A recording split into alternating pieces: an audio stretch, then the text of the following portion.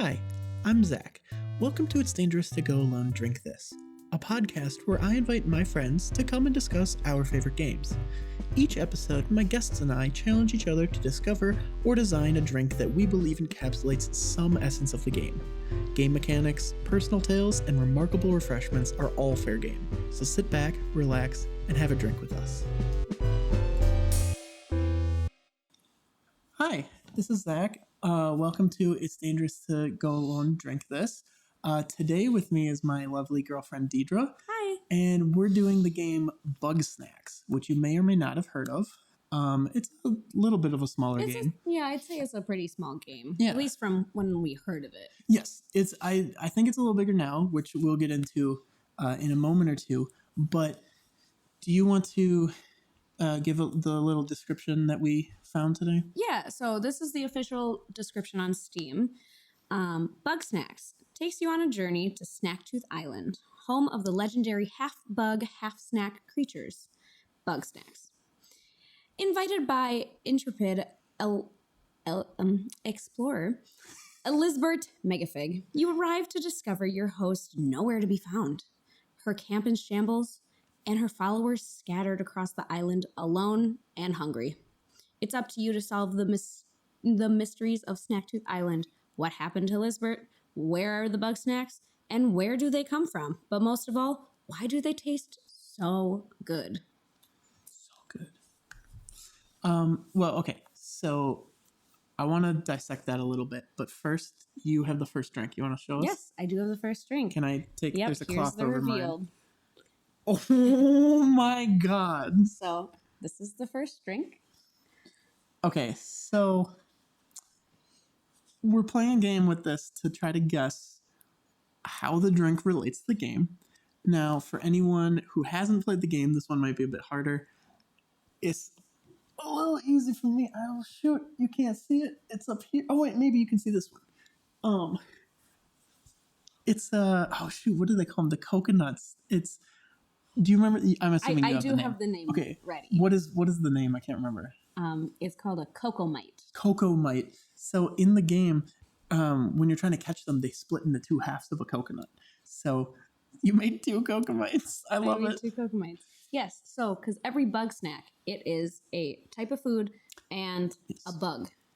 So in the coconut, wiki, the wiki fandom, it tells you it's a coconut and a mite. And then there's a bunch of other different, like a variety of foods and insects and how they move, how you catch them. Okay, I want to try this. Yeah. Cheers.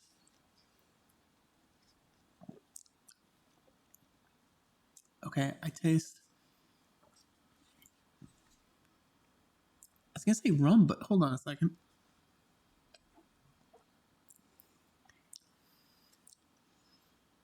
What is that flavor? It's tequila? Yes. Tequila. Okay. And obviously it's citrus, so either you said lime earlier. Yes. I was between lime and lemon, but you did mention lime earlier today that you needed some. I can't place the last. Oh, it's coconut. Is it just coconut water? Nope. And there are two ingredients. Coconut rum. No. There are two more ingredients. Two more ingredients. Okay. Let's get back to that. I'll think on that for a bit. Yep. But anyway, so for the intro, or not intro, sorry, the description, our introduction to the game. So it mentioned that like this lady Lisbert, sorry. I was mixing her up. I was gonna say Elizabeth because she in the game has this companion named Eggabell. And so I kind of meshed their names together a bit. But anyways, Lisbert, she plays essentially this like, honestly, I think the best way to describe it is like a Steve Irwin-esque type of a character, but with Bugsnax, not, crocodiles. Clearly. But anyways, you play as a journalist who has been called to the island to help explain like how cool this island is to all these other people in the rest of the world. And as you go there, you start kind of unraveling little like mysteries about people's lives and stuff. Yep.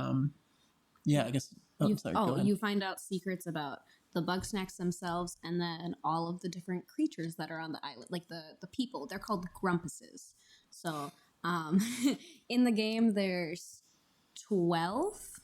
13. 13. 13. 13 grumpuses that you meet, and you each one has their own personality and their own thoughts about Bugsnax. Yes, they have differing opinions on it and differing reasons why they're there, which you kind of discover as you go through it. The first one you kind of learn about is pretty obvious, Lisbert. Which actually, before we go too much further, I should say there might be some mild spoilers. We're gonna try, so we've played through the entire base game, and we're gonna try not to spoil too much, like too deep. But some of the stuff towards the beginning we might spoil. So if you're not into that, you might want to skip on until you've played and then come back to this episode. But anyways, so Lisbert, her motives are essentially just exploration. You know, she wants to explore the island. She wants to chart all the different Bugsnax and kind of learn more about each one and like catch them all. And she's basically Ash Ketchum. Yeah, she's very fascinated by Bugsnax and how they work and what they are, and like again, why they taste so good. Well, not to get too much into everyone's motivations for being there, but it's kind of cool with the Bugsnax because they're at the same time animals-ish and food-ish. So some of the people's motivations are more from like that animalistic side. They're like, oh, I want to like protect them, or I want to like chart all of them. I want to learn about all of them. And some people are like, oh no, I'm just gonna farm them. I'm gonna find the one that gets us the most food and oh, I almost just smacked that drink everywhere. And I'll keep like getting more of that one. Or definitely no, I just want to eat all of them. True. I want to eat every single one, every type, because they taste good. Which, okay, it's mild spoiler, but you want to tell them what happens when you eat them? Because it's pretty early in the game. Yeah. So what happens? You get your journal assignment, and then you fly into the game. You crash land. You don't know why. You walk around and you meet your first Grumpus. His name is Filbo. He seems really dazed and confused, doesn't really understand what's happening. You also don't know what's happening because you just landed on this island. And he asks if you can help him catch Bugsnax. And you're like, yeah, sure. So he gives you... What's a Bugsnax? Yeah, he gives you a tool. It's called the snack trap. Yeah, snack trap. So there's different ways to catch the Bugsnax, which we can get into later. But so he gives you this. And does he give you the slingshot then too? I don't think so. Okay. I think that could be a little bit later. Okay. But so he gives you this, and you go, and it has your objectives. And so you go, and it says, oh, catch a Strabby, which is a strawberry. And I don't know what type of insect it is. Crab, maybe? I don't know. Yeah. No, because there's a crab later. Yeah. I'm not sure. It's really basic. I think it's just your basic like bug. You know, it's not like very nondescript. It's not. There's other ones that are clearly some sort of bug, like the cocomite. It's clearly a coconut and clearly a mite. Like yes. Yeah. So it teaches you how to use the trap. So you go, you catch it, you bring it back to Filbo, and he's like, yes, thank you. I need to eat that. So then it brings up this little menu, and then when they eat it, it changes a part of their body into that like Bugsnax. Yeah, the food.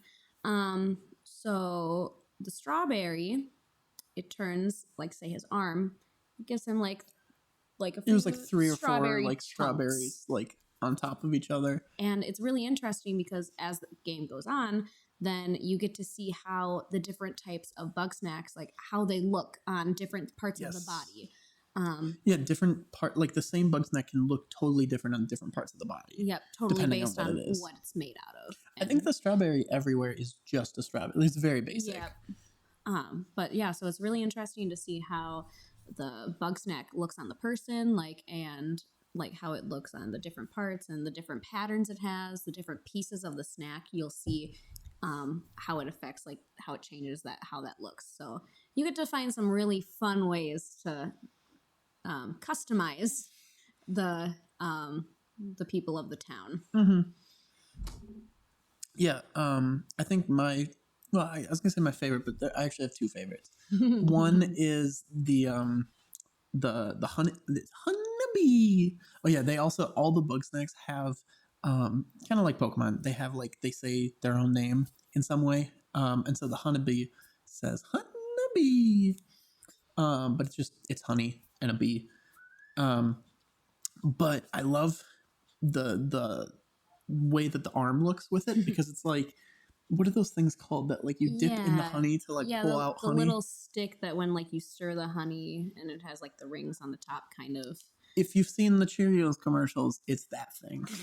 It's the little, yeah, but it's literally that, but as your arm. So if you do, because you can do each part of your arm, or the forearm and the upper arm, and so you have this giant massive slab of honey and then a little stick, and then the same thing here, just a little stick and a big massive slab of honey. Yep, we've done that. Yeah, we gave that to Chandlo. Yeah, and he's kind of you'll the find bro out character. why. Yeah. His storyline matches very well with why we did that. Yes. Although I think when we first did it, we had to put it there. Yeah. There's some missions in the game where it's feed this character this food and or this much of this food or this much of and as you feed them you have to fill up certain areas before you unlock other areas to feed them or whatever. Mm-hmm. And so because of that sometimes you have to feed certain spots or change certain areas. Yeah. Okay, but then my second one that I really love is the bopsicle because it's so ridiculous. So it's like a popsicle. But I love because you have the actual popsicle part other places, but you get just the stick for the legs. Oh yeah. So they're literally just walking around on popsicle sticks. Yeah, it didn't show any part of the actual popsicle. It's just the stick. Just the stick. And it looks pretty ridiculous. And if you do their whole body, every part as it, they look pretty decent. Then they look like a popsicle. But doing just that with other stuff looks so much funnier.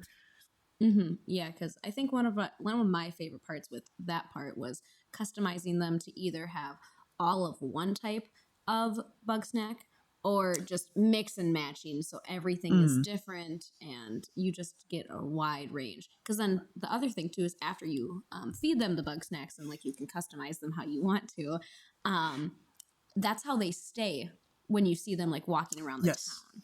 So if you're oh, I don't like the way that looks anymore, I just caught a new Bugsnax, let's feed it to them and see what it looks like. You do it right there and they eat it, you choose where it goes, and it's automatically changed. But you have to have that Bugsnax. Yes. You can't just oh, I don't like the way they look, we're going to change that. Yep, you have to catch a Bugsnax and then feed it to that person. And so actually, do you want to tell them how your first experience with the game? Because I didn't know this until recently, but I found this hilarious. Okay, so when this game first came out, it was end of 2020. PlayStation 5 just came out, and it was the first game that you could get on the PS5 with PlayStation Plus.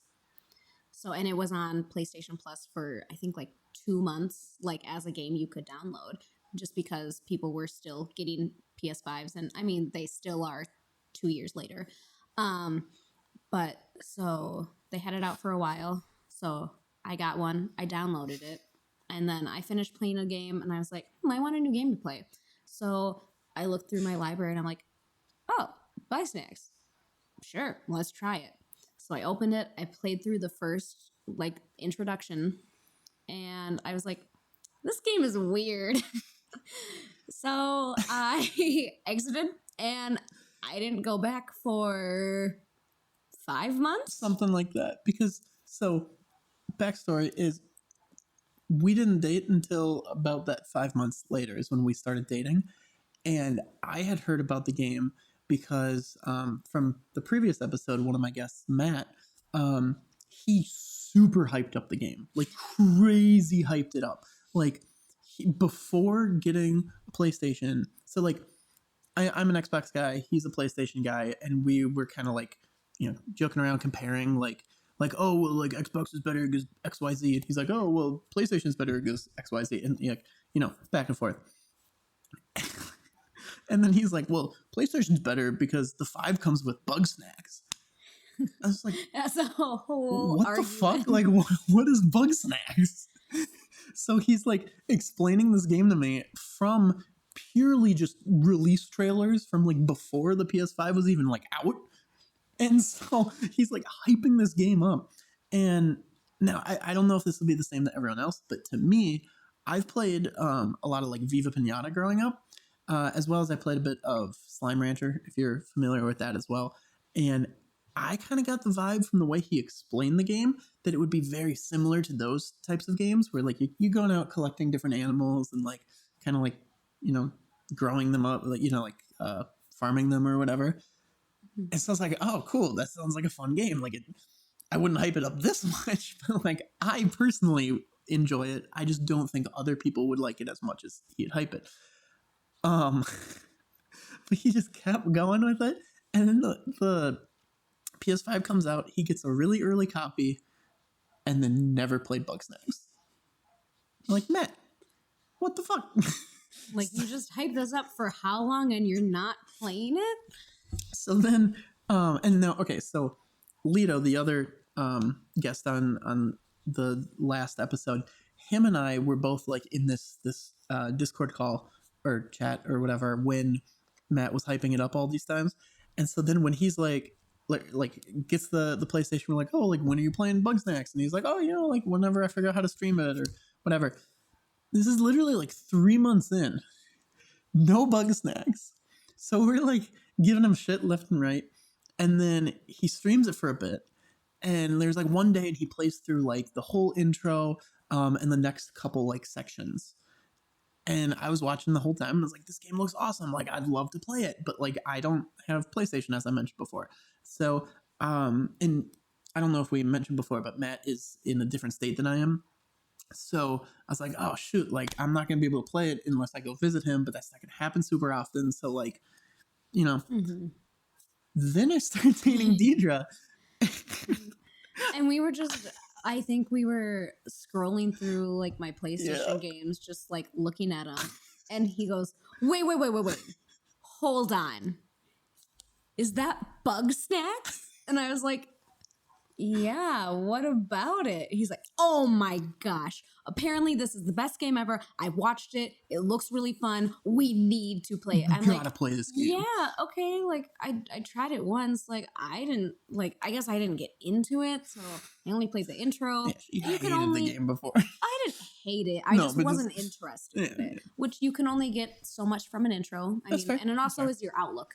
I believe that. And also, to be fair, you were pretty new to gaming just in general at that point too. So it's like, it's kind of a weirder game, and it's hard to get into weird games unless it like scratches that itch for you. But yeah, especially with that. Yeah, but so then... But I hyped it up to her then. Yeah, so then after that, well, we opened it up. Like, he was there, but then I was the one that started playing it. And I played through the intro. He watched me. And I think I played through another little bit by myself. You started the next area. There. And then, because originally our plan was that we were just going to trade off. Like, she plays some, then I play some, and she plays some. But then during, like, it was either my first turn or, like, the next turn for me, when, like, I was playing, somehow we came up with the idea. I can't remember. Do you remember how? I don't think, it wasn't the first time we played. I think it was the second time we revisited, which was like the next week or something like that. Right, because we also like were playing it kind of in installments. It wasn't just like sit down and play through all of it. It was like we played for a little bit, and then we played another time for like an hour or two, and then we played for another time, and like, yeah. So we sat there, and he was like, "Hey, can I have a turn?" And like we said, we don't know who came up with the idea, but we took my controller and we held it with Like this. like with my hand on one side, his hand on the other side. So because another thing we should say about this game, it is rated, I think it's E for everyone. Yeah. There is no maturity level on it. I think there might be like one warning, but it's not that big. Yeah, like maybe like spooky themes or something. Yeah. Like whatever, however they word that. So anyone can play this game. And if you, I would say honestly, even like it's teen. No, I think it's E. I'm pretty sure it's E for everyone because I remember watching some sort of trailer or review video where they said this is a game that anyone like could play. So, because the storyline, if you're an adult or like older, you would understand some secrets about the game that dropped half the controller. come up. But if you're just a kid and you're like, oh, this is really fun. I'm just catching Bugsnax. I'm like following some objectives. But yeah, so we took my controller and we played it like this, where part of it was moving. Yes. The other part was turning and looking and aiming. And then the bumpers too, like, so it worked out with the controls for this game specifically really well, where like obviously like moving versus aiming, that's like 50-50 split. But then the bumpers and triggers and stuff, all the buttons on the left side complemented all the buttons on the right side. So like one is to select like what tool you use, and then one on the other side is to actually fire that tool. Yep. One on the other side would be like to hold down to get like better aim of that tool. And so it's a lot of going back and forth. So we turned the super simple game that anyone can play in a really complicated, but communication type game. Yeah, super fun communication and like working together cooperatively. Yes. To do this together in a single player game. Which honestly, I would highly recommend if you have someone that you won't, kill while playing it. We had a couple moments. There were a few moments of frustration where it's like, can you just aim it and then shoot it at the same time? You're not doing your part. Or like, can you just open the menu? Oh yeah, but can you open the menu? And then, okay, let me open the menu. Okay, I want to look at this. No, go back. I want to look at this. I want to see this thing. And it's like, but wait a second. Wait. Let me look at this. And then like read through and then click over. Wait, I wasn't done. It's like, oh. Well, and then one thing I just remembered too is the person that moves, the other person controls like the sprint and the jump. Oh, so like trying to get around some of the slightly more complicated terrain, which again, it's not a super hard game. Like there are some, they do have some challenges that like a more like higher level player could maybe get a little more challenge out of. I mean, the highest level, you're not going to get very challenged by this game, mechanically and whatnot. But that's not really 100% the point. It's more just to enjoy the story and then to kind of chill and vibe out with like these cute little bugs. Yeah. Immerse yourself into the world of Snacktooth Island. But that being said, if you want that high level of challenge, try to get around those like little, like there's small areas where like if you can do a little bit of parkour and like hop over stuff, it like helps you out a lot to like get to a certain area. Or like maybe there's a certain bug snack that like you can only catch in this one spot and it only comes out at a certain time of day. So like you have to sprint there as fast as you can. And the fastest way to get there is over a bunch of rocks and like, and if you're trying to do that with two people, that makes it so much harder, but like much more rewarding when you actually do it. So that was fun. Yes, it was definitely a very fun and unique way to play a game. And since then, I mean, just recently we talked about how we wish there was another game that we could do that because it was such a fun experience, but we haven't thought of anything yet. So if you play the game and you've seen like some of the mechanics and you have an idea of, oh, this game like possibly could work, feel free to give us let us know your opinion. I'd really appreciate that because we are looking for other games to do this exact thing with, of like splitting the controller.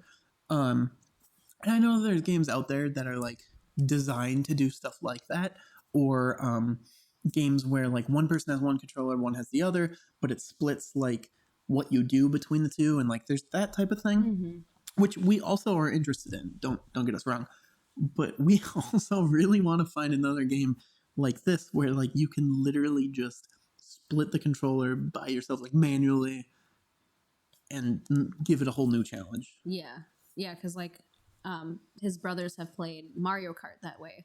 Oh yeah, but we're not interested in that. Deidra and I tried playing League like that. That was rough, but fun, but rough.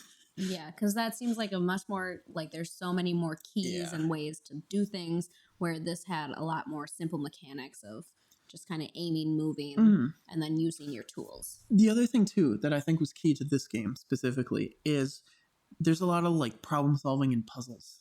Yes. There's like each Bugsnax has like different ways that it can be caught. Some of them, like for instance, we mentioned the Strabby. That's like the super basic one. It's literally like walk up and grab it, basically. Well, you throw it. You throw almost. Yes. You throw out your trap and then you walk away, wait for it to come there, close the trap, and then you go grab it. Yep. Like it's super easy. But there's some where the other tool that like there's two main tools that you start with, and then there's more that you get later. And then yes. Sorry, go ahead. Oh, I was just gonna say, the other part with that is it seems like there's a few. So you start in one area of the island, and then as you go on and you unlock more places, it seems like for the first few bits, I think you unlock a new tool when you get to that new place. Yeah. I'm trying to think. There's definitely some where you don't unlock stuff or don't unlock tools, but you unlock other things. Yes. But anyways, so you have to use those tools then, and like certain combinations of them, certain like unique like pathing of different like Bugsnax and stuff, and like there is a little bit of like a puzzle aspect to it, which is fun, and like also made the like the problem solving and stuff a little bit more, or the communication problem solving a little bit more challenging. Yeah, because it was, instead of just trying to figure it out by yourself, then you were getting ideas from the other person and you were trying to like mesh your ideas together. And it was a lot of trial and error of, oh wait, let's try this. Oh, that didn't work. Okay, now let's try this, like what you said. And yeah, no, that still didn't work. So let's try something completely different, brand new. It worked. Cool. Also, I gotta ask, so I can't figure out the other ingredients in this. There's something that seems sort of like tropical. Yep. But is it like a juice? Kind of. Do you want me to just tell you? Wait. Just a guess because I know you. Is it mango? It is not mango. Okay. Hold on. Pineapple. Nope.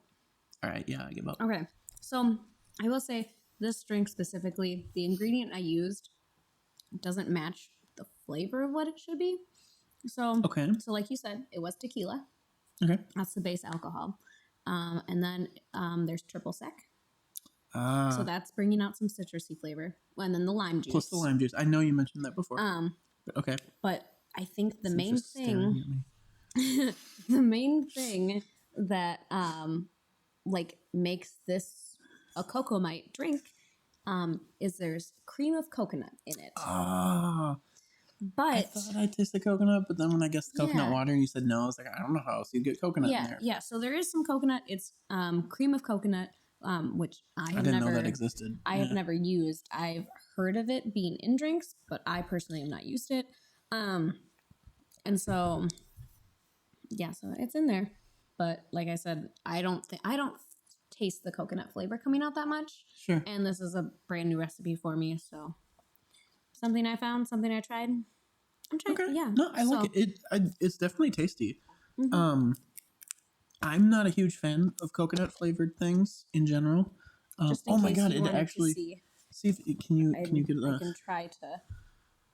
Without spilling. So it is a white. Hopefully you can see that. Yeah, it is a white. It looks very much like the inside of a coconut. And we'll post some pictures of these later too. I generally I like to post all the recipes to each of these. So if you would like to follow along with any of them, like if you see a drink that interests you, or if you like our take on a certain drink, feel free to, take those and try them out yourself. Let us know what you think. I am a huge fan of this. Like I was starting to say, I'm generally not a fan of coconut. Yep. I like it in a few things, but overall, I would just tell people that I don't like coconut because it's easier. For instance, Almond Joy and Mounds and like the worst candy bar of all time. Worst candy bars. Just disgusting. I think the other thing too, specifically about you with coconut, is the texture, which yes, I think maybe? it's. I don't know. I mean, that definitely doesn't help, but I think there's definitely some just flavor I don't like. Yeah. So, but as you were saying with the coconut, Right, but this use of it, I actually really enjoy, and I think it's the citrus. I think the citrus with the coconut it's like meshing tastes well. good. I think it's like coconut like by itself or coconut with like sweet things. I'm not a fan of, but coconut with something kind of acidic or a little more tart, I like that. Yeah. But yeah, okay, so I'm almost done with mine. Did you? Yep. I'm. How much left? I'm almost done. Okay, so I will do my drink next. Yep. I'm really curious if you're gonna be able to figure out what it's from. Okay. Like, obviously, it's in the game. Yeah. But what specific aspect? yeah, it's from? I'm kind of curious. I think you're gonna recognize it like instantly, but you're not gonna be able to tell me where in the game. Does that make sense? I don't know though. I might be underestimating. All right. Well, But let's do this. yeah. So I have the second drink, and Okay. um, Oh no, the here's eyeballs what it in looks it. like. I don't know if you can see from. I see. There's pickles. Angle. There's an eyeball inside. Got And it's a little beer mug. googly. Some pickles. It smells like pickles and pickles. We didn't. I realized just quick back to the first drink. We didn't actually say the name of it. Oh, so yours was a. So the name of the Bugsnax was a Cocomite. So it was a Cocomite margarita because I found a recipe for a coconut margarita. And I put it in a coconut and put the eyeballs made it a on, so Cocomite. it's a Cocomite. Okay, and now this I can't tell you the name until you guess the connection. Okay. Do you have any questions or guesses right off the bat? For some reason, I'm feeling Chandler vibes, but I think that's just because the drink reminds me of because doesn't he? I think he does like some sort of like a barrel activity, but I can't remember quite. And I feel like the pickles. No, but the pickles give me another character. Don't know which one, but they have a really big nose. Okay. Okay, so while you're thinking, Did you taste it? I tasted it. Yeah, Okay. it actually. So I haven't had this before. I was fully anticipating it not being good. Oh yeah, I shouldn't have tasted. We should dink. Thank you. Dink a dink. Oh, I'm nervous. You kind of said some stuff. Oh, that's not that bad. Yeah, that's what I was saying. It's definitely not as strong as you. I anticipated it being a lot worse than it is. It actually tastes pretty decent. Like it just smells like pickles. I guess I wouldn't like order this if I was out, but if somebody like had it, I'd be like, yeah, I'd drink some. If that makes sense. It tastes like pickle juice. Yeah. Yeah, it kind of just tastes like pickle juice, like watered down pickle juice. Yeah. With like a little kick. I guess it's not the first time I've had pickle juice with alcohol because I know pickle juice is a good chaser for when you take a really strong like shot that has a really bad like aftertaste, like it's probably strong aftertaste due to the brine. So then they say to do a shot of pickle juice. So I've done like taken a shot and then had a shot of pickle juice ready because it completely washes out the alcohol taste. So I'm gonna have to try. I haven't tried that before. So yeah, but I like pickles. So okay, because you didn't tell me anything about I didn't tell him anything about my drink. He didn't tell me anything about his. That's not true. The one thing that you told me, she said that if I saw the drink, I would get it instantly. Which We Yes. saw him. Yeah. You did say I wouldn't. Okay. My thought was because the only thing I told you is that I needed pickles for it. Yes. But that's it. And you had a guess as to what I was making, and Yep. the only thing I told you is that that's not right. But I And then don't you think laughed. you're gonna get it. Then I laughed. Because do you want to tell them what your guess was? Oh, spoiler. There is a Bugsnax that is a jar of pickles, and all I will say is it is hard to catch. His name's Pickle or Pinkle. Sorry, Pinkle. Yes, he is hard to catch. So I think. take that information and do with it what you wish. So But after we figured out the trick, it was pretty easy. well, yeah. Once you It figured was it just out, it was one that's like we were saying before. Some of them have like certain tricks that you have to learn, little puzzles and stuff. yeah. Each bug snack is a puzzle. And this was just a more difficult one for us to solve. See if you can do it faster. Yeah. It literally took us. It's in like one of the earlier areas you get to. It took us until like close to the end of the game to figure out how to get them. Yeah, because I will say, one thing I briefly saw during our little break, and one thing I thought of before is each bug snack, because there's different ways to catch them and different tricks and how to do that. But those tricks correlate with their temperament. Some bug snacks are super, like, they're really, like, I would call them chill. You can walk up, grab them. Yeah, there's some you can literally walk up and just grab. There's you others. You don't need to use your tools at all. Yep. And there's others that are, like, pretty shy. So if you go up to them, they run away. So then you have to, like, kind of set something out, like, wait for them a little bit, let them come to you. And then there's aggressive bug snacks. And they're not fun. Some of them come charging up at you. They'll like, some will like knock you away. I think there's one that grabs you, if I'm not mistaken. Yeah, I think so. Maybe. Oh, that's a spoiler. No, I know what I'm thinking. Well, I mean, it's a spoiler a little bit, but you see it at the beginning of the game. See it at the very beginning of the game. Yes, you do, and it comes back, and that's all we'll say. But yeah, so Mazra. So yeah, each bug snack, their temperaments are kind of crazy. I'm trying to remember the name now.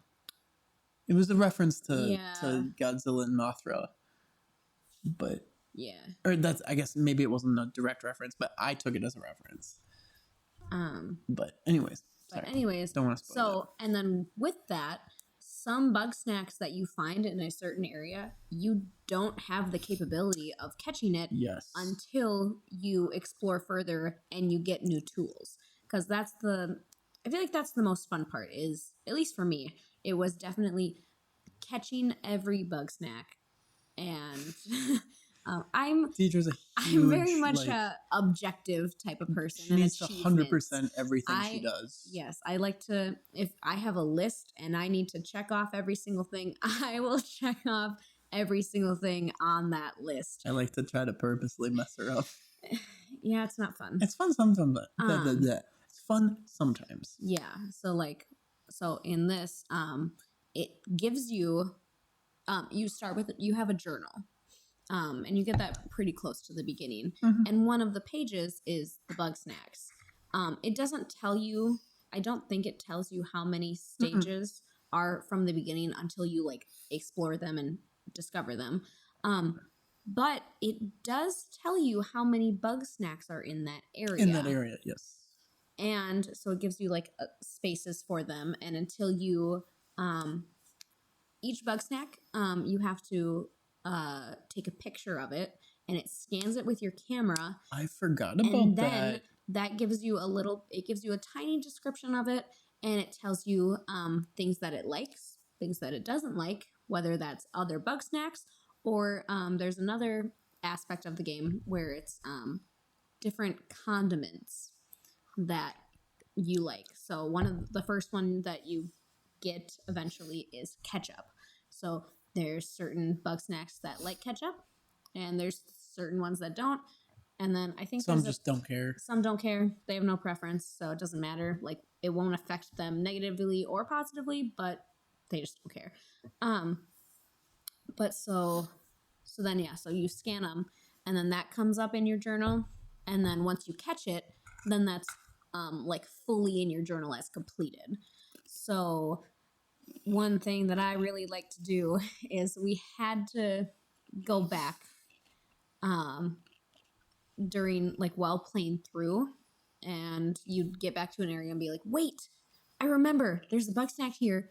We couldn't catch it before, but now we have this tool. Let's try it again. And Yes, so you have to like remember where you've been or like where you found those things, and then what like the tool was that you needed, or like you have to put it together yourself. You have to remember like those different things, and you always have the journal to look back on and be like, oh wait, I remember this one likes this one doesn't, and so then you have to try to figure out how you're going to catch them. But so once I found out that it shows you how many are in each place and how many you needed to catch. We looked at that journal so many times. Yeah, and we're like, wait, we're missing one. So where is it? Back to the communication though. That's where like when we would enter an area, I'd be like, oh, let's just go and catch as many as we can, and then like we'll look at it after to see like what we're missing. And the minute we get in, Deidre's like, nope, we got to look right now. Okay, this one looks like it's probably over here. This one looks like it's probably in this area. This one, I'm like, bruh, let's just go catch them. But that was just difference of like the way we play. Mm-hmm. But that's where when we would hold it together, depending on who had movement and who had like look around stuff, like control of the menu, basically had control of how we played that time. Because we like we said, we held the controller with one hand from each of us, and we did switch. Yes. Yep. I think every time we played, we tried to switch to the other way. Yeah. If we could remember, because sometimes there was a few times where we took a longer break just solely because the other thing though too is there was at least at one point towards the beginning of playing, one of the times we played like we played like the longest we had, and one of us got good at one side and one got good at the other side. So then when we switched, we were bad at the opposite sides. So then we were like, okay, let's switch back to like beat this hard part or whatever. Yeah, when we like struggled for a bit, but we knew we could do it. Yeah. Then we switched. But okay, so kind of changing topics a little bit, but with the drink, to give you a hint on like how it connects, it doesn't relate to the actual other characters. So maybe if we talk about them a little bit. Yeah. And then hopefully they'll draw some memories out. If not, like you can ask some questions and I'll help you. Okay. Yeah. So like we said, Lizbert is the one that you're looking for, and she's the one that brings you, is the one that like contacts to bring you to the island. And then you meet Philbo first. And there's 13 in total. Yep. And you know how I remembered that? The song. Yes. There is a song. Go look up the Bugsnax song. It's like it was released with, which actually that's also half of where Matt got his hype from. But it was released like before the game came out, like during the trailers and stuff. And if you pay attention to the lyrics, it actually gives you like a good amount of information for like the beginning of the game. Yeah, it's basically the song itself is its own trailer. Yes. And but there's that line like an expedition 13 strong. Yes. That's how I remember. But so speaking of the song though too, once you've completed the game and like you roll through the credits, it plays. Yes. And that was the first time I had heard it, and I was just in awe over it. I was like, this is amazing. Oh my god, I forgot about your reaction on that. I loved it. And then I think we re-listened to it like 3 times right away. We have it in a few playlists of ours on Spotify. It plays randomly, and it's a pretty groovy song. Yeah. But I mean, I think if you haven't played the game, you might not like it as much. I mean, you might not. Yeah. But it hits different if you've played the game. Once you've played it and you understand some of the references in there, because it's a song about the game Bugsnax, and so Yeah. There's a few little secrets in there, but I wouldn't say secrets. It's just It's like it's Easter a very eggs. descriptive song. Yeah, I like the Easter eggs. Easter eggs. You wouldn't know what it is until you know what it is. Yes. But anyways, okay, so 13. So I'm trying to think. Do you think it's a spoiler if we tell them like the names of everyone, or should we just go into like a couple of them? Let's just start with a few and We'll maybe see where we'll it get goes. to all of them. Okay, so we got Lisbert, Philbo. We've talked about those. I think Eggabell is Lisbert's partner. Partner. It's actually okay because there's some where you can tell like that they have a legitimate relationship. Eggabell and Lisbert, it was hard to tell where it was very strongly hinted at. I don't remember if they confirmed it early. Like I thought that was part of the story. I think it kind of comes out. Yeah, but maybe I'm misremembering. And that would definitely be. I mean, that's kind of a spoiler because a little bit. There's a way. There's a certain way that you find out about like their information. True. Because it's not just like told to you. There's a certain like there's few things you have to find, and then that leads you over here, which leads you over here, and then you find out some more information specifically about them. With that specific relationship, it's super obvious from the beginning. Yeah, like what's going on. It's like those friends that you're like, they're not just friends. Yeah. It's like before they know, kind of a thing. So like, yeah, I don't know. It's like a spoiler, but it also like the beginning of the game, you'll probably figure it out. Sorry if I did spoil that for you though. But anyways, so those are like three of the main. They're kind of the more like basic characters in the game. Like they're. Yep. Oh, that was like someone's car alarm is going off out there. Anyways, okay, so that's three. Then, oh wow, that's distracting. But anyways, the one of the next like the first person you meet after Philbo is Wambus. Yes, he is like the farmer guy. So his whole thing is that he's trying to find a way to farm Bugsnax. Yes, and he wants your help to figure out how you can do that. So, another thing is each character.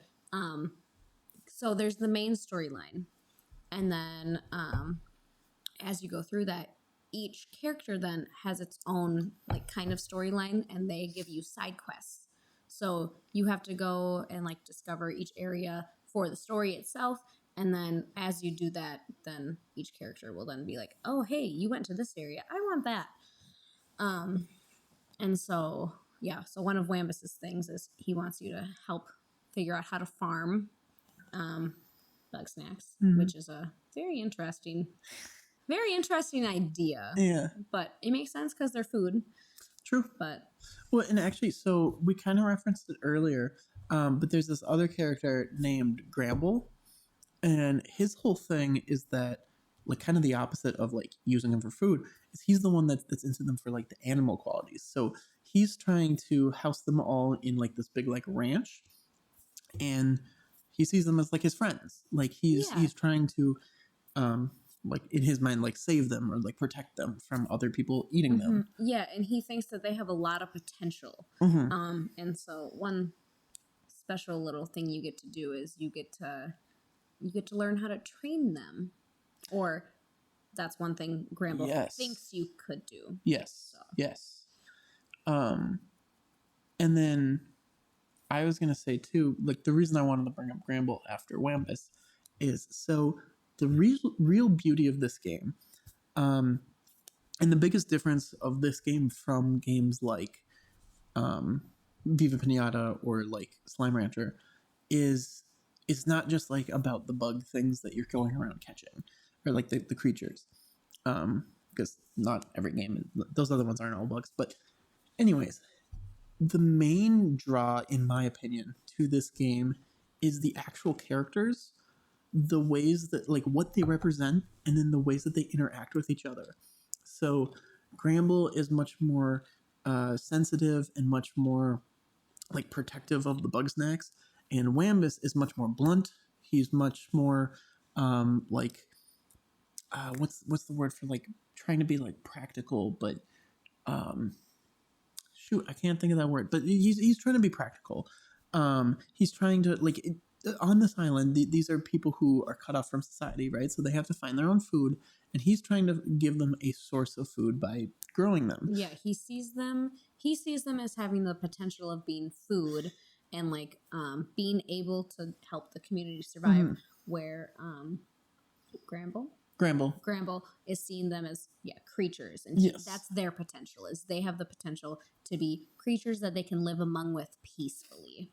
Yeah, and both of them are characters that you meet pretty early on, and you do like side quests for both of them, and then I think it's after you complete both of their side quests, if I remember correctly, they have this little interaction where they like butt heads, and so you come back to the camp, which is in Snacksburg, is the name of their little community, and you come back to Snacksburg from out catching Bugsnax, and you see them just kind of like yelling at each other, and you can sit there and like listen to the whole argument, and it's interesting because then you can see both sides of them, and honestly, I like could see both arguments. Like I could agree with one, I could agree with the other, and that's where I think the game is really cool, is that it shows differing personalities of people and ways that they can like not get along, find ways to work through it, find ways to essentially ignore the issue. Like there's yeah, and that's true with every single character. And every character and every aspect of each character, because it's not only in like their personalities and like how they view the Bugsnax, but it's how they are as themselves. Because then another set of characters is we mentioned Chandlo, him, and then his. You're talking about Snorpy? Yes. So Chandlo and Snorpy. So which the names in this game are they're pretty funny. Fantastic. I love them. But yeah, so very whimsical. You get to find out about them, and like they have a little storyline, and then who's the non-binary character? Floofty. And so they're very inclusive in that aspect of yes. Like sexuality and genders. Like they're very inclusive and preferences. Yeah, we mentioned Lisbert and Eggabell. And also just a real quick side thing, which I think we mentioned at the beginning, but Lisbert is the one that brought you to the island, but she's missing. And so that's like your whole main goal is to go find her. But so then, so those two, they have a relationship, and then Chandlo and, shoot, I just forgot the name. I just said Snorpy. Thank you. They also have sort of a relationship. Like that's part of their story. Is you have to discover. Is figuring out their relationship, and yes, it's also kind of helping them / could be destroying them. Yeah, I mean it's kind of up to your discretion as you play. Not that it's should make it clear too. It's not like you choose for them what happens. It's like it's a linear story, but it's more. Yeah. Do you play through that storyline or not? Yes, yeah, because some of the side ones you don't have to do. Yeah. I can't remember though. That one might. I think because Snorpy's the guy that like he's like an inventor. Yep. So you get a lot of the tools from him. So I thought that's how you got the tools, was doing his side quests. Yeah. For a couple of them. I think for sure for one of them is his quest specifically. That might have just been his first. It might have just been his. Yeah, like as you're introduced to him. I think that's his specific quest that he tells you to do, which is with the storyline itself. That's how you figure out a little bit more about his storyline. Yes. And then you can dig deeper into it with his side quests. And then Chandlo's and then Floofty. Floofty is a really cool character. Yep. Snorpy, I think, has one of the most complex like interactions with people, because there's the relationship with Chandlo, and then Snorpy's sibling is Floofty. Yep. And they like hate each other, but like in like a sibling way, you know? It's not, well, it might be more than just that. It's kind of hard to tell. Yeah. At least. Yeah, it's definitely trying to figure out what what their actual relationship with each other is. what their motivations are, Yeah. what their goals and like what they're trying to achieve and whatnot. Mhm. And you really only find that through the side quests. Yep, and like going a little bit more in their storylines because so like we said, you can do the full the storyline itself of just the main quest. But then if you want to dig deeper into the characters and more Bugsnax and figuring out that side, definitely do the side quest because that's your way of figuring out more information. And I think some of it is, or most of it is very useful to the main storyline of like catching future Bugsnax or I feel like you just don't want to miss anything. Yeah. This is definitely a game, especially for me, like I said before, I like to complete things. You definitely don't want to try to skip through anything. This is not a game that you should try to speed run as fast as you can, get through it, and just get it done.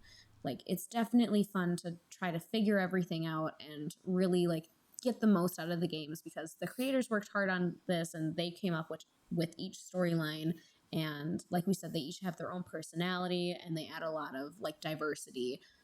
So Yeah, I'd say if you're somebody who likes to just like cruise through the main story and you don't really pay attention to the side quests, in this specific game, I would say try to make a point to do that.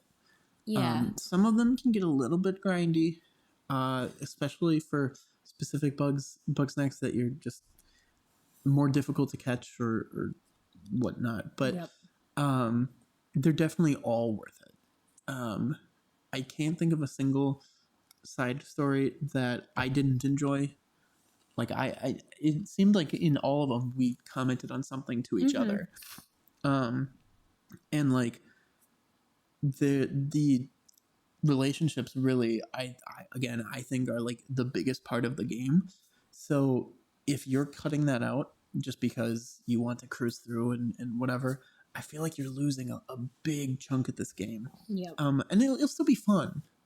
And like if all you want to do is just go around and catch some bugs, that's still fine. That's still fun.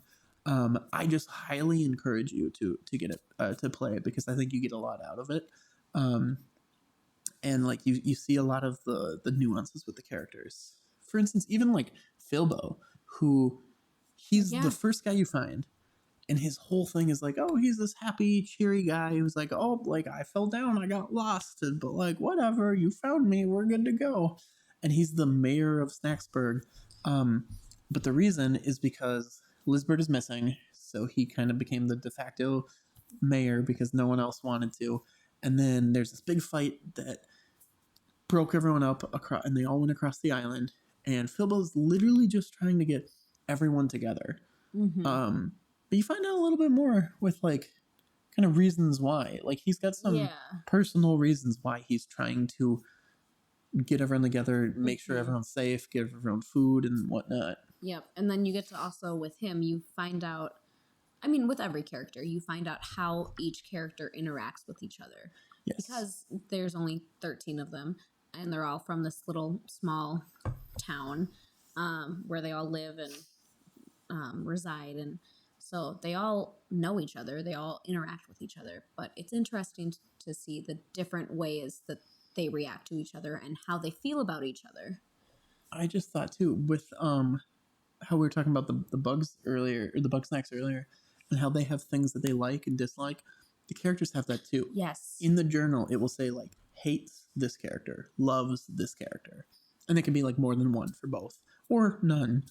But yeah, they all have people that they like and dislike, and they're not all both directions. Like for instance, this other character, Beffica, she hates Philbo, but Philbo hates no one. Yep. He likes everyone, and he wants everyone to like him, and he's just trying his best. She's sort of the like gossip in the town. Yep, she's definitely, I would call her that quote like mean girl. Yeah. Oh my god, or I'm sorry, I was just trying to think of other characters. I love Wiggle Wigglebottom. Yes, Wiggle is what a pretty name. fun. She's like an old, like washed up one hit wonder, basically. Yeah, she seems like one of those like like 50s like music movie star.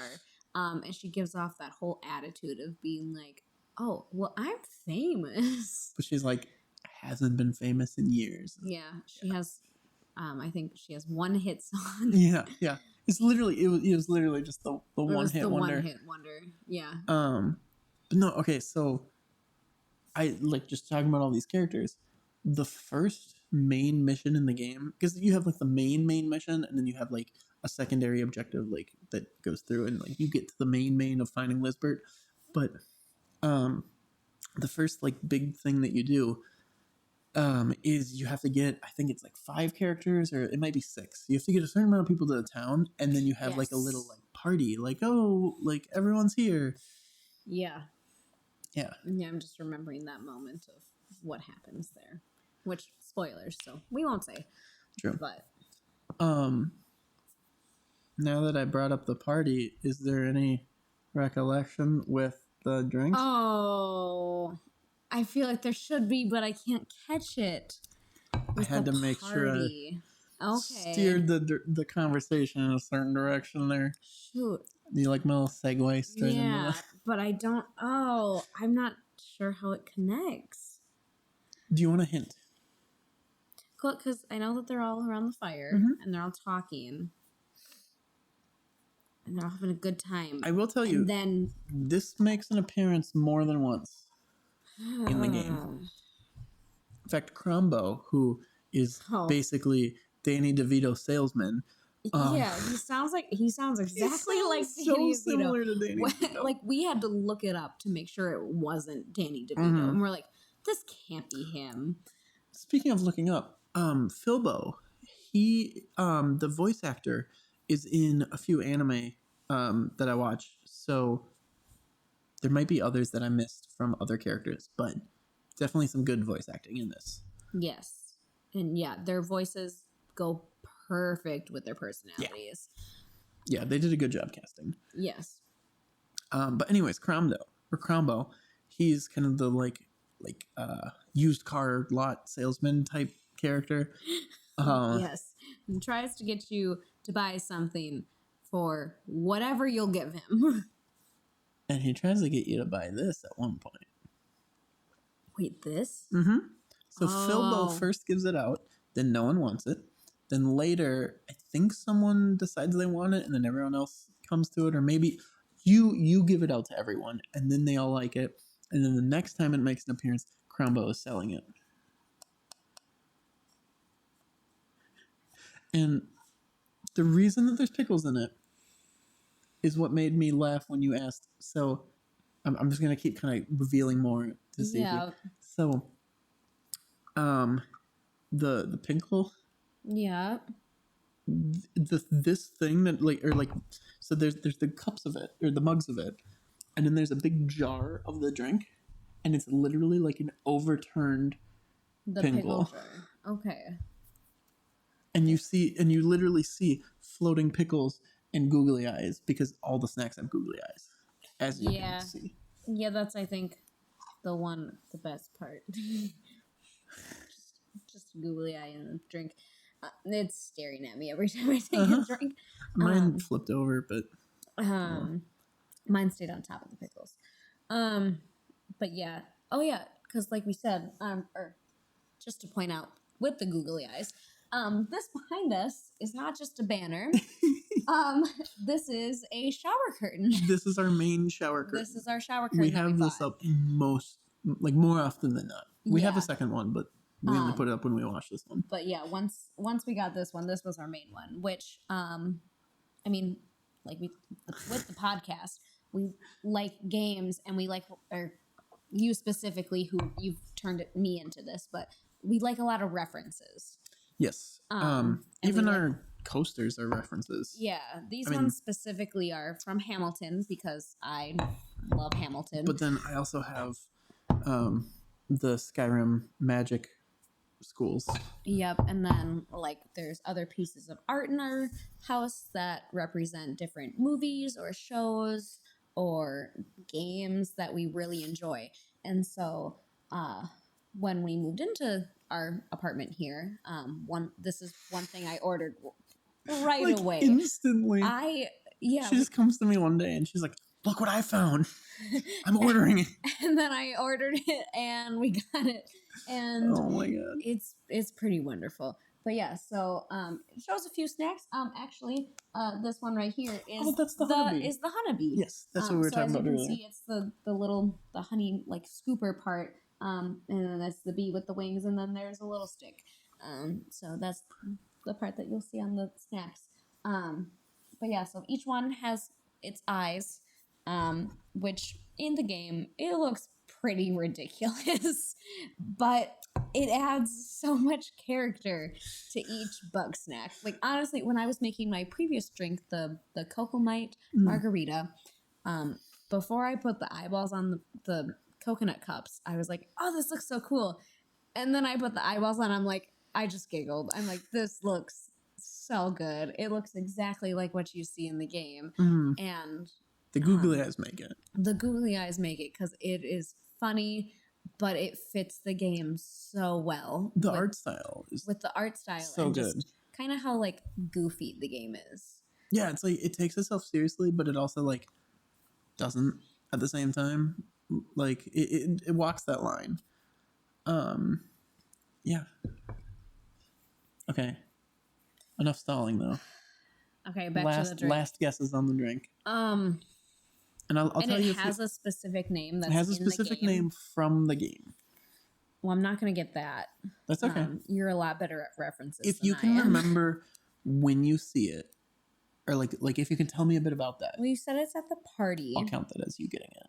And then I remember him having, or Crombo specifically, having a table that had, like you said, the overturned and that. I just can't remember how that relates to everything else. Like, because that's something. Is that so? You said it's something that like he's selling. Do you actually get to buy it? Not exactly, but kind of. Did you drink it? I can't remember if you as the player drink it. Okay.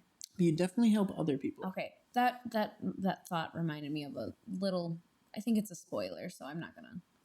Do you want me to explain it? Yes, please. So it's called Snack Water. It's made by Philbo. And then, like I said before, eventually Crombo starts selling it.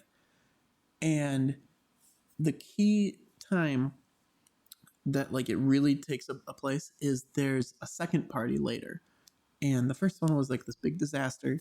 And Philbo was like freaking out and he comes to you and he's like, no one's having fun, like this party is awful. And so you go up to Crombo, and I forget if you have to like distract him or what, but you grab a bunch of the drinks and you hand them out to other people. And then when you come back to them, they're all partying. It's literally giving people like drinks to loosen up the party. Okay. But it's called Snack Water, and it's very heavily hinted at that they make it out of Bugsnax because floating pickles in a pickle jar with googly eyes in there. So how else would they? Which would make Gramble very upset. Yes, but he still drinks one. I can't remember now. Oh, shoot. I don't remember if he does or not. Which follow along on his side quest for a very special story. He has a pretty good side story. Pretty fun. Well, and actually, I don't even think that that's a side quest. I think that that's a secret. You're right. I think it's only a secret thing that you can discover. So, yeah, Yes. I think that's like we talked about before. This game has a lot of like personality to it. Like not only in like the characters and the Bugsnax, but like the game itself and the storylines. Like there's a lot of personalities, and I think like specifically like you have to try just random things and do random fun things that you think, hey, I wonder what would happen if you do this, which you're very good at. That's one thing that you like to do in games is you like to be like, hey, what's this little thing I can do? Let's do it across the whole game. I love to see how many times I can die in a game too. That's always fun to me. Or how many sinks you can turn on. Yes. I think let's make the third drink and then I'll tell that story. All right, let's do it. Okay, back and promised you guys I would tell you the story. First, let's show off the drink, and then Yes. so we created another bug snack, and now before lifting it up, I should specify. So Deidra made one drink, I made one drink, and this is a drink that is in the game as a snack, and we decided we like had to make this. Yeah. So we're like, we'll do this as a joint third drink. So we already know exactly how it fits and everything, but Yep. we'll explain it to you. Yeah. And then once we show you and say the name and stuff, then I can explain a little backstory on the drink itself. Sure. So So here it is. No, it's glory. Yep. So yeah, show all the sides. This is called a snackery. It is a daiquiri. Would you like to try Yeah, I it? would like to try it first.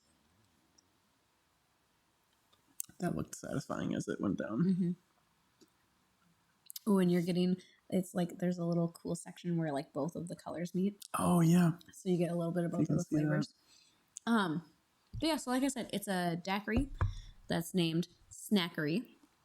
And it was really cute the way that we found it because when we started dating, one of the cute like nicknames I came up for Zachary was Snackery. And so then we found this bug snack and we were like, wait a second, no way. And so actually I think that was because of Bugsnax. Mm-hmm. Yeah, I started calling you Snackery because Bugsnax snackery. Yeah, because yeah, and then we saw this. And then we saw this, and so it has a little special place for us specifically. Yeah. But I mean, and it's also a very satisfying looking drink, both in game and in real life. And so we'll detail, like all the ingredients you need and stuff, and then I'll throw in like, the actual process we went through for making this because, before making it, we were worried that getting the blend of the colors would be kind of complicated, but it was actually not too bad, at least the way we did it. Yeah, it worked out really good for us. So yeah, we'll post that, and then you'll be able to make it at home. I'd like another drink, and then you can tell your story about being a very exploring gamer. So this is actually a story that is joined with Matt, a guest from previous episode, and then another one of our friends, Jordan, who actually he assisted with the first episode, but he wasn't on camera. Behind the scenes. Yes. And I'm sure you'll see him in a future episode. But the three of us in college, we were sitting around one day and we were trying to find a game to play. And we found this game called Gone Home. And the whole premise of the game is it's like this girl coming back from college and she's just like trying to find her family and they're all just out of the house. And so you're exploring this house and it's like sort of creepy. It's not a horror game as far as I know. But like I didn't know that going into it, so I was pretty creeped out. And then I'm pretty sure Jordan was the only one that knew like the actual like full premise of the game. But he might have been withholding that information, or he might not have known. But either way, I'm all freaked out because I don't do good with horror. Jordan didn't really care because he's pretty good with that stuff. And Matt was kind of like in between. And so Matt and I started like joking. And every time I went in the bathrooms, he was like, oh, well, you should just leave the water running and become the Wet Bandits. And if you don't know the Wet Bandits, it's the two... oh my god, I forget. But I'm trying to remember their names. It was Marv and Harry and Marv, the two burglars in Home Alone. They call themselves the Wet Bandits because their whole thing is that they leave all the things running and then it floods the place after they leave. And so we were going around and literally every single bathroom in this place and like the kitchen and like every sink I would turn on because you could interact with it. I would turn it on and I would leave it on. And I just kept going through about the game. And we get to this one room and I turn on the sink and an achievement pops up and it says Wet Bandits. And that was a secret achievement in the game, was to turn on every single sink in the game. oh god, we died laughing. That was like the funniest achievement to like stumble upon, and like didn't look it up or anything. It was literally just like us just kind of dicking around. Oh Yeah, you found it solely because of your gameplay style of testing things out and seeing if this works, and then just being funny, which says a lot about how you play games. I'm sure Matt will have some comments in whatever platform he watches this on. He'll have some comments there talking about that game specifically. Yeah. But that was a good time. Okay, but then we mentioned the way Deidra plays before is very like she has to do every achievement, and she actually for this game made me look up some achievements to make sure that we 100%ed the game. And it was fine for the most part. I would say I didn't. I guess I Okay. kind of made you look it up. You made me look it up at the end. It was make more, sure we would get all 100. Yeah, it was more of I wanted to look it up, 100. And you said no, don't do it. You were trying to. I didn't want you to from hitting any spoilers. So but you still really wanted to look it up. Yes, because that's just how I am. I'm definitely like follow. I will say I will give myself a first chance to try through things. Yeah, you did do pretty good with that. And then once I get to either a part that I'm really stuck on, or I'm just like too curious about the next part, then that's when I'll go and I'll look it up on like the wiki page on like secrets, like. But I try, if there's a game that has like a storyline to it, I'll try to not spoil the storyline because I like to discover that part for myself. Yeah, and I think another aspect of this too was like this was going to be your second 100%ed game on PlayStation. Yes. So that was another big part is that like we had looked at the achievements as we were doing it, and when we get close to the end, it's like 96% or like whatever it was.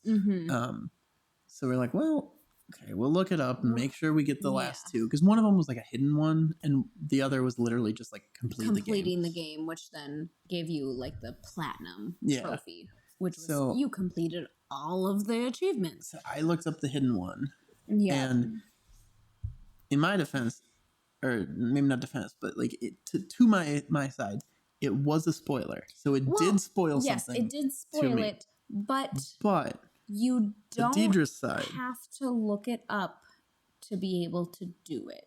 True. In the end, you can do that specific achievement if you do most of the things you do in the normal game itself. True, but I was going to say it's actually pretty easy to not do it. Yes. Like, depending on your playstyle, it's either very easy and you're just going to do it and you're whatever, or you're never going to think about it because why would you, like, if you haven't played the game this way? So I'm glad that I looked it up. I think Deidra would have done it accidentally. So it was kind of ironic where, like, because I did her strategy, I got it. And because she did mine, she would have gotten it. So, like, yeah, it was just kind of a fun mix there. But yeah, and like we said, the way of personalities mixed with you can have it. While you're talking, the way personalities show out in a game, and again, like we said before, this is definitely a game that like go ahead, play it by yourself because it is a single player game. Like play through it, discover the secrets by yourself. But if you do have a person you can play with that you trust enough, friends, significant other, sibling, parent, maybe someone you want to be your enemy. Yeah. It's kind of like it can have those aspects of like Monopoly where you just want to flip the board. Yeah, but so yeah, definitely I would say like this is a very highly rated game after playing through the whole thing. And it's very fun, it's very unique, it's very different compared to most of the games, like the big games out there.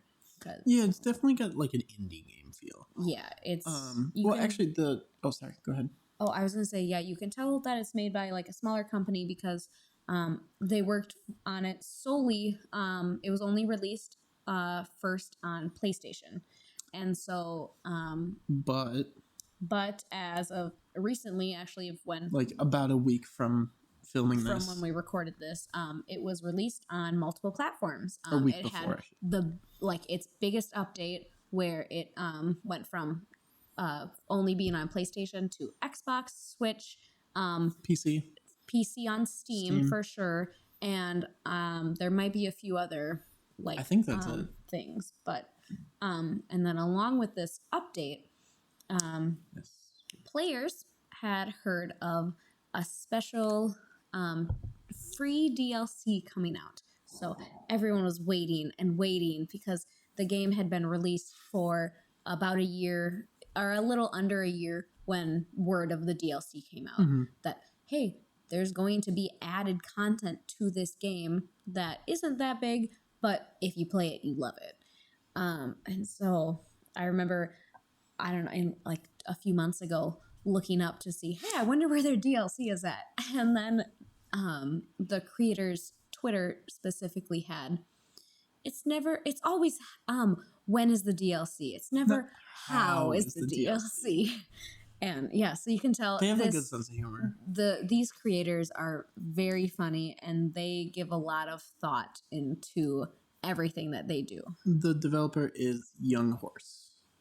Just wanted to throw that in. I saw it earlier when we were looking up stuff. But yeah, so props to them because they did an amazing job with this game. And yeah, it's wonderful. Please check it out if you haven't yet.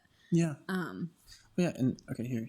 We never actually explained exactly what this is. So you said it was a daiquiri. Yes. You didn't say everything that went. Oh, you're right. Yes. So it's a mango daiquiri because we the colors of it in game are yellow and then like a pinkish red color on top. So it's a mango daiquiri with mango chunks, rum, triple sec, ice, and then lime juice. And that's the main portion for the bottom. So then we poured some of it into the cup, and then we added just some grenadine to give it color. Reblended it, and then put that on the top for the two sections of colors. So it's the same drink with just grenadine on top, and then the normal color on the bottom. But do you want to explain? Yeah, I was gonna say you pointed out to me in like while we were making this, I never actually explained what was in my drink before. It's very complicated. You go with roughly 4 parts vodka and 1 part pickle juice, and then throw some pickles in it and so that makes complete sense on the whole me saying that the pickle juice flavor covers a shot. Yes. Wow. It may, I kind of freeballed it a little though, so mine might be closer to like 3 parts vodka rather than 4, but still. Either way, it's still mostly vodka. And definitely scared me juice. When you were talking about it, you said this is going to be strong. I thought it was going to taste a lot stronger. And then I'm honestly pretty shocked that it tasted that good. Yeah, I was going to say, I just think based on volumes. Mine tasted stronger than yours did. Oh, okay. Like just a little bit on like the alcohol flavor itself, which I mixed it together as one though, so I wonder if it just kind of had split a tiny bit or something. Maybe. I don't know. But or maybe it just tastes different to each of us. True. That could be it too. Personal flavors and preferences. Anyways, going back, so they updated the game to be available on more platforms, and then they released the DLC.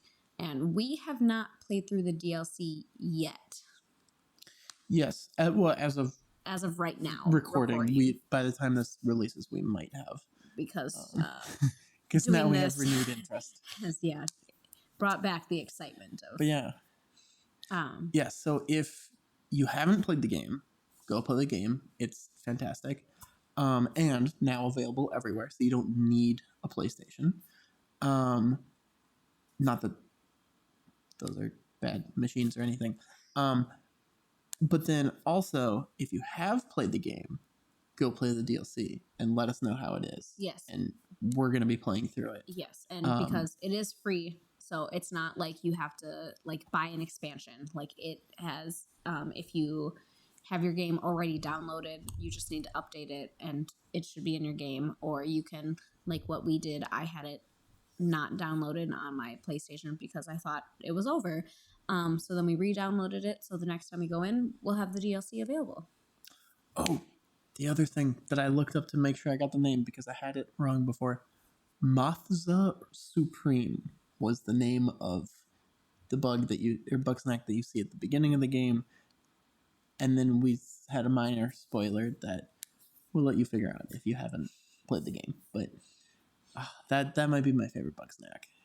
Like in the wild. Oh yeah, because should we talk about our favorites? I was gonna ask, is that your favorite Bugsnax, or do you have a? I think I think I have, because I told you my favorites for like on the people, yeah. The oh my god, I'm blanking on what they're called. Grumpuses. Yes, they are grumpi. Grumpillions. Yes. But no, that's my favorite on them. My favorite in the wild is probably Mothza Supreme. Okay. I really enjoyed that. Okay. Yeah, mine are a little different. So this one right here. There's a few variations of that across different different the easiest biospheres. Yeah, that's one that you can just walk up and grab it. It's called a snack pod, and each snack pod is a little bit different. And I like how they made each one connect with the biosphere that they're from. So it's like so this one looks this way because in the area that it's found, that's what you would probably find there, or eat there, I guess. I would say. Maybe not find, but yeah, that's the food you would eat in that area. So that's one of my favorite. And then on a complete opposite spectrum, explain what they do, because they just sit there. They literally sit there. You don't have to do anything. You just walk up and grab them, because there's other ones that you can grab, but they like move. This you literally just walk up and grab it. The first one you find is a chip bag. It's just a bag. It's just a bag of chips. This one is gummy bears. That one's a bag of gummies. And like I just think I like the way that it's the same shape, it's the same format, but each one looks different. That's what I like about it. I don't like that it's like the easiest thing to catch. That's not my favorite part of it. I'm convinced that's why you like it. No, I like how they look. Okay. And especially I like how they make the grumpuses look too. That's fair. That's a really fun way of doing that. And then the other one I really enjoy was one of the hardest things to catch. Wait, I'm thinking of a couple, so I'm not sure. Okay, it was later in the game. I was thinking Bopsicle. Nope. Because that one was pretty difficult. Yes, it was, but that's not it. That's because you had to do like the fire thing. And yes. Yeah. This one also involves fire. Is it on fire? I don't think it's on fire, but I think it sets you on fire. Was it in like the lava area? No, not the lava. Okay, I was thinking the ramen, because there's that ramen in the that thing was also such a bitch to. Yeah, like I said, lots of trying to figure out trial and error of this works with this, so you get this. Yeah, a few of them we spent a little bit too much time on trying to figure out how to catch it. But again, also if we weren't working together, playing how we were, we definitely could have figured it out by ourselves a little bit faster. But because something I was gonna say with that before, and then I forgot, was there was times when like you find something like kind of difficult to do, right? And Deidra would have like a plan of like, oh, we can do this to catch it, and I would have a plan of like, oh, let's try this to catch it. And for a lot of them, either plan would work, but we wouldn't like tell each other the full plan. Would be like, let's just do this, and they'd be like, okay, but why? And so like we would be like fighting about like doing it, and it's like, okay, but if we just did one of our plans and just let the other one go. Yeah, it would be not communicating the full plan. Or one of us would say, yeah, let's do it this way. And then the other one, halfway through trying that, would then switch to doing it how they thought. Yes. And like we were both, we both were guilty of that, yes. Of being like, well, but you only said this part, so then I finished what you said. Oh, well, I meant it this way. But anyways, so my other favorite Bugsnax then is called the Prey Picantis. Oh. Yes. We couldn't figure that one out. That one was really hard to figure out. And didn't we figure it out by accident? I think so, or the first time at least. Yeah, Because we got one. Well, okay, so we got one because it did its thing. Yeah. And then we just got it. And then the second time that happened, it was by accident, but we saw how it happened. Yes. And then we figured it out. And then we from had to that. recreate that, so then we had to then catch it that way. I don't know. I liked its I liked its deep voice. Picante. Yeah. Oh, I have a different favorite as well. Okay. You said the voice, and it made me think of one, but okay. But yeah, I don't know. I really liked the art style of how they made a praying mantis look like it's food. Which, I mean, is again with every single character or every single Bugsnax in the game is how they made the food into a bug. And how they gave them like certain personalities, and a lot of them you're like, oh, that kind of fits the food. Like, it was kind of fun. Yeah, like, and like you didn't even realize it until like you're like, oh, that works so perfect together. Like the popsicle, it's just a giant popsicle thing, and it's like frozen. Or like we mentioned, the ramen one was on fire because it was like spicy ramen. But yeah, the one that I think is probably, now that I think about it a little more, probably my favorite purely for the voice. Bunga, bunga, bunga, bunga, bunga, bunga, yes. And that's a pretty early one that you will find. It's just a burger. And its name is Bunger. And it bounces. And it really likes people. It loves everything. So it kind of comes up and chases you and like hits you a little bit. But it's just like, it kind of hops around. It's all peaceful and just bunger, bunger, bunger, bunger, bunger. Yeah. And that kind of deeper, sort of like bouncy tone. And doesn't that have like little curly fries on it too? Not the first one. The first one has just like little fries for feet. Little fries. But then there's the like curly fry version, and I forget the specific name of that. It might just be spicy bunger, but I think there's something. I think it has a different version. But no. So again, another way of how they customize one Bugsnax, like the snack pods. They made one Bugsnax, but they changed its look so that it worked with each different area. And so like a bunger was another one where it was a burger here, and then it looked a little different here. I'll just say if you can see it, because I think it shows up here. Oh yeah. This is like a burrito, but then this is like a lettuce wrap. So they're literally the same, like in the way they act and everything, but and how you catch two different them. areas, and that's it. They just have like different variations of themselves. But it's really cool. Yeah. So once you figure out how one works, and then you figure out a little bit of information about the next, like you'll be pretty set on how to catch every Bugsnax. Yeah. But I don't know. Trying to think if there's any like words of wisdom for people, but I guess like I said before, we said definitely try a bunch of random things. It's a really, really cool game. Yeah. Like it's not a big one. It's not one that you'll see like on like top 10 best games of the year. Although now with the new DLC and the release on all platforms, who knows? The day it was released, it's on you guys. It was on Steam. It was on like their.